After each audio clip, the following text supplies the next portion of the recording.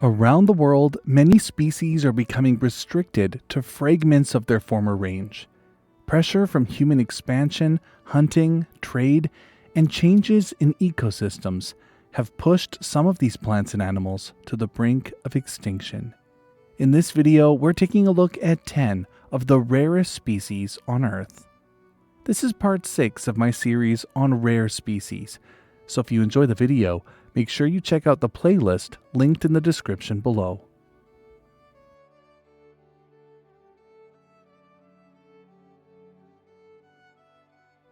In 1878, a new and strange species of lizard was described from the Malaysian state of Sarawak in Borneo. It had a long, low body covered in rectangular raised scales, giving it a rough, almost armored appearance. It had short limbs with sharp claws and a long, laterally compressed tail adapted for swimming in streams. And it lacked external ear openings, leading to the local Malay people calling it biawak tanpa telinga, meaning lizard without ears. For nearly a century, it evaded scientists, mostly thanks to their nocturnal and aquatic lifestyles. But in the 1960s, the lizards began to enter the pet trade in small numbers. In the decades that followed, only a handful of scientific records emerged, and the species remained primarily known from the few preserved specimens held in museums. It wasn't until the 2000s that researchers began documenting it again in the wild, first in Malaysia, then in Indonesia, and in 2022, its presence was finally confirmed in Brunei. With renewed attention came rising threats. The lizard's rarity and unique appearance made it highly sought after in the illegal pet trade, with animals smuggled abroad despite protective laws. In response, the species was placed on Appendix 2 of CITES in 2017, with a zero quota for wild-caught exports. The species is considered one of the rarest reptiles on Earth. To date, only 5 populations are known to exist, having a combined range of just over 50 square kilometers, and only about 150 scientific records have ever been made. The earless monitor lizard is listed as endangered on the IUCN Red List, and no formal estimate of population size is yet to be published.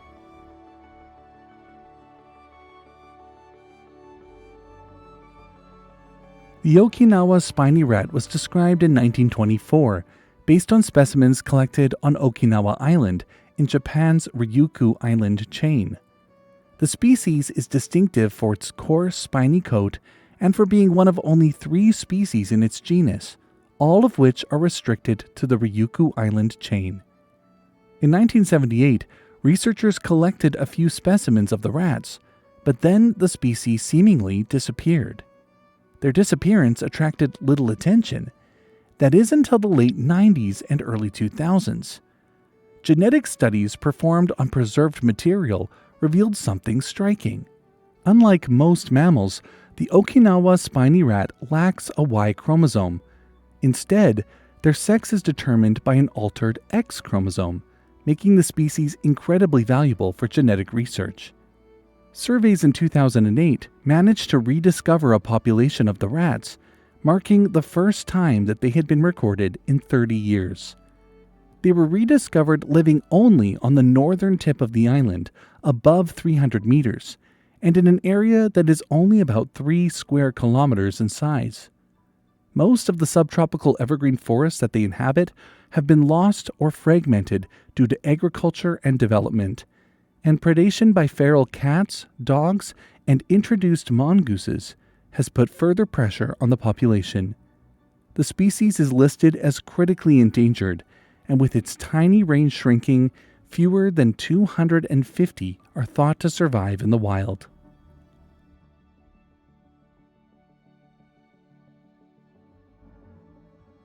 In 1822, an impressive species of sea sponge was described from the waters of the Indo-Pacific. It was massive, measuring as much as 1.5 meters in height and in diameter. It was also shaped like a giant chalice, leading to it getting the common name of Neptune's cup sponge. It was one of the largest sponges in the world and its rigid form and impressive size meant that it became a popular oddity to collect. Not only was it taken for museum and private collections, but some people were even using it as a bathtub for babies in the 19th century. Around 1907, the last of the sponges was thought to have been harvested, causing the species to go extinct. And for decades, Neptune's cup sponge was thought to only persist in museum collections. But in 1990, something incredible happened. A single Neptune cup sponge was accidentally dredged up from the sea floor off the northern coast of Australia. Then in 2011, divers off the coast of Singapore rediscovered a living colony of 7 sponges, the first seen in over a century. Despite the joy of rediscovery, there was a pressing problem. The surviving individuals were so far apart that they couldn't reproduce. So conservationists translocated 6 of the 7 sponges to within breeding distance of each other within Sisters Islands Marine Park, in the hope of restoring a viable population. 2 other colonies have since been found off the coasts of Cambodia and Thailand, with neither numbering more than 30 sponges. As a result, the total known global population of Neptune's cup sponge today stands at fewer than 60 individuals, making them one of the rarest species on Earth.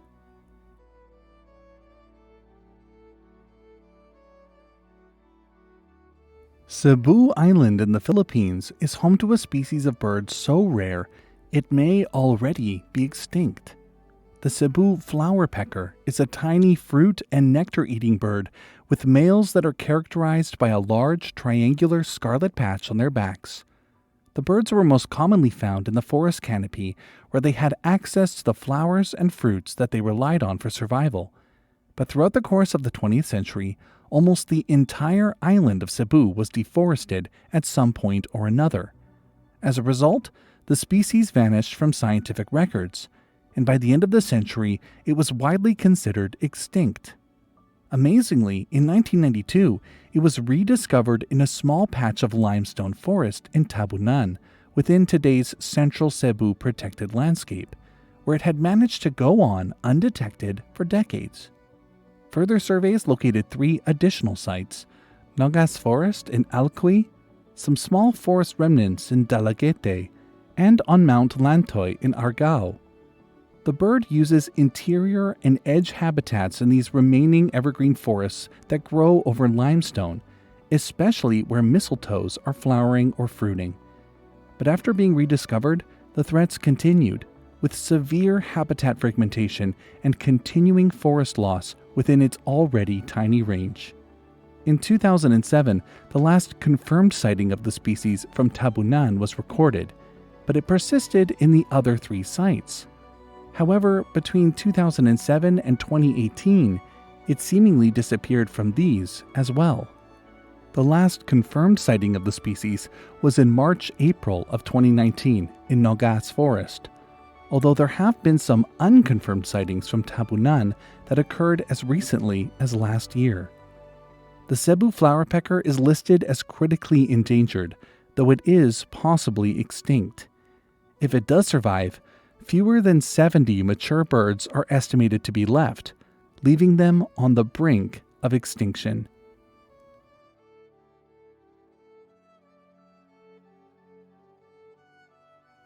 On the island of Mahé in the Seychelles, the jellyfish tree was once found clinging to sun-blasted granite ridges, always within 2 kilometers of the sea. John Gilbert Baker, who described the species, noted that the center of the flowers looked like Medusa of Greek mythology, and he created the genus Medusagyne to reflect this. As the fruit of the plant matures, it eventually opens to release its seeds. The dehisced fruit looks like a jellyfish, giving it the common name Jellyfish Tree. But shortly after it was initially collected, it seemingly disappeared from the island, and as a result, the tree was written off as extinct. Decades later, in 1970, a few survivors were found on Mahé, and today 4 sites are known: Bernica, Montseber, Copolia, and Montjasmin. But the rediscovery wasn't all good news. While the trees were producing fruit, almost no new plants were actually managing to grow in the wild. So researchers began to cultivate the species in botanic gardens. They found that the seeds preferred to germinate under conditions with high humidity, but the wild trees were all surviving in areas that were wind-scoured and quick-drying, giving a possible explanation as to why the majority were failing to produce any new plants. The jellyfish tree is listed as critically endangered, with the total wild population sitting at around 90 adult trees across the 4 sites, with new seedlings only being recorded at Bernica. This makes the species one of the rarest trees on Earth, and much more research is needed to be done in order to understand the reproduction of the plants and develop a recovery plan.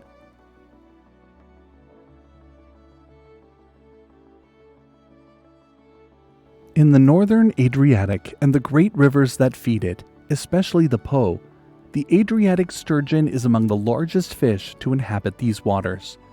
They can exceed 2 meters in length, and on occasion reach as much as 40 kilograms.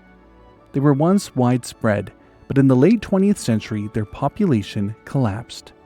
They were being heavily fished. Dams were built that blocked their migration, and the waters that they lived in were becoming increasingly polluted. By the 1980s, natural spawning in the wild had seemingly stopped.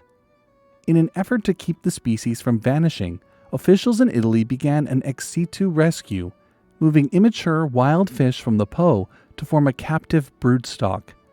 The first successful captive breeding came in 1988, and they began to release the young almost as soon as they hatched. Unfortunately, they were so small that the survival rate was extremely low, and after a few years, they realized that releasing the fish so quickly was essentially wasted effort, time, and resources. So beginning in 2004, the fish were released after they reached 2 years old, and every fish released was tagged with a microchip. But the success of these releases was going to be a waiting game. Male Adriatic sturgeon take as long as 11 years to reach sexual maturity, and females can take as long as 14 years. But the releases continued in hopes that one day the species would manage to recover. A major fish passage in the Isola Serafini Dam opened in 2017, restoring a key route upriver. And this was when researchers finally got a glimmer of hope. Cameras set up in the passage showed that some of the few remaining mature wild Adriatic sturgeon were using it to migrate upstream, a hopeful sign that breeding might once again occur soon. In 2021, conservationists netted a juvenile in the Po that was smaller than the released fish and didn't have a microchip, indicating that this was a naturally produced fry, the first one documented in over 40 years. Then in 2023, a post-spawning female was documented in the Adige, another hopeful sign. Large-scale restocking continues, including new releases in 2024 and a LIFE program approved in 2025, which is set to stock 13 rivers that the sturgeon were historically found in, with around 71,000 juveniles that are aged between 2 and 3 years old. The Adriatic sturgeon is still listed as critically endangered, and there are likely fewer than 100 mature fish currently surviving in the wild.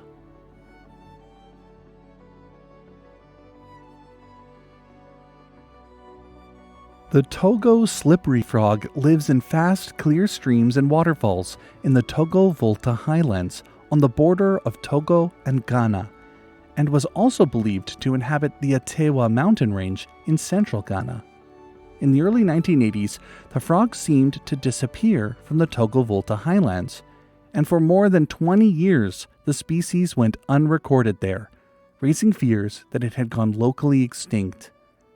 Thankfully, between 2005 and 2007, wildlife surveys performed along the border rediscovered the Togo slippery frog at a handful of sites. But then the situation got even more complicated. The population of frogs from the Atewa range, which had been treated as the same species, were revealed through genetic analysis to be a distinct species. In 2021, They were described as the Ottawa slippery frog. This meant that the Togo slippery frog was in worse trouble than initially thought, only surviving in very limited numbers in small areas along the border. The species spends its entire life in the water, with adults living in the torrents and tadpoles clinging to rock in the spray. But the remaining population remains heavily threatened from hunting for food, habitat loss, and stream siltation, which continues to erode the few waterways the species survives in.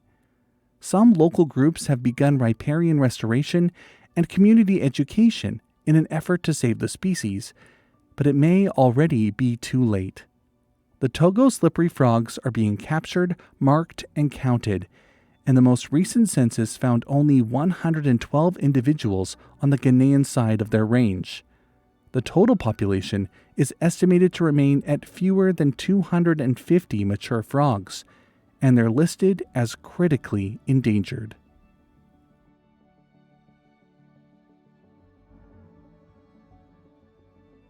In the late 1890s, a British railway engineer working in India named H.C. West was at home in his bungalow near the town of Goody when he came across a striking tarantula.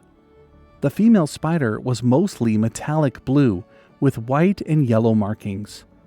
West collected it and sent it to the British Museum, where it was described as a new species, the Peacock Tarantula. Amazingly, after the species was described, it didn't have another recorded scientific sighting for over 100 years. When it finally turned up again in 2001, it wasn't near Goody this time, but in a small degraded reserve forest in the eastern Ghats of Andhra Pradesh. In fact, it's now hypothesized that the spider West found likely traveled there by accident by hitching a ride on the very train line that he was helping to construct. Since the spiders were rediscovered, surveys have shown that it survives only in a few very small patches of forest in the eastern Ghats of Andhra Pradesh and Tamil Nadu. Peacock tarantulas live high in tree hollows, making asymmetric funnel webs and feeding on flying insects. Their tiny range faces heavy pressure from logging and firewood collection, and to make matters worse, it's a coveted species in the pet trade. As a result, it's now listed as CITES Appendix 2, and the international trade of wild-caught specimens is highly regulated as of 2019. The peacock tarantula is only known to have a range of less than 100 square kilometers, and it's currently listed as critically endangered. The size of the wild population is unknown, decreasing in size, and the species is at risk of going extinct in the wild if more isn't done to protect it.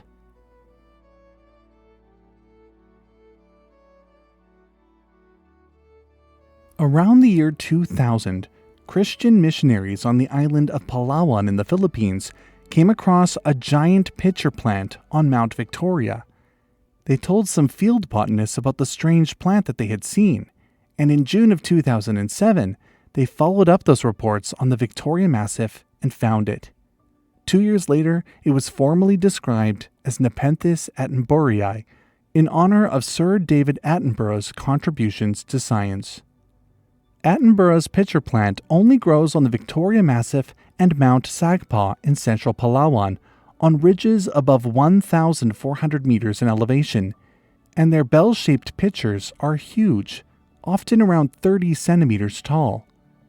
The discovery of a carnivorous plant with such large pitchers drew headlines claiming that a rat-eating plant had been found in the Philippines, but initial observations of the plant recorded mostly large insects as the usual prey, and no rodents were examined in the pictures.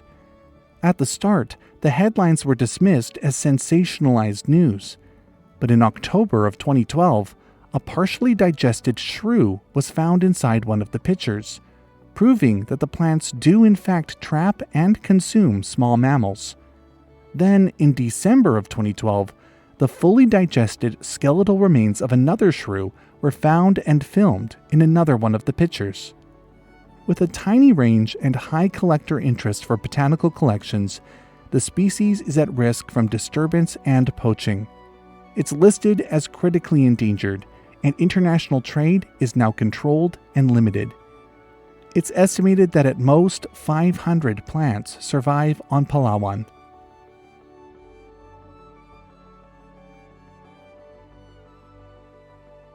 In 2010, herpetologists described a striking, newly discovered species of rock gecko from Hon Hai Island off the southern tip of Vietnam. This small species, measuring about 7.5 centimeters from snout to vent, is covered in incredible colors and patterns. Its back is blue-gray, its legs, undersides, and tail are bright orange, and its head is covered in a pattern of black and green-yellow that is unique to each individual animal. They were named the Psychedelic rock gecko, and the species is diurnal, living on granite boulders in low, vegetated areas and retreating into crevices when disturbed. Soon after the species was described, illegal collectors began targeting the lizards for the pet trade, even though public access to Hon Hai was tightly controlled. Within only a couple of years, the psychedelic rock gecko was being offered for sale in Europe, where a pair of geckos could fetch as much as 3,500 euros.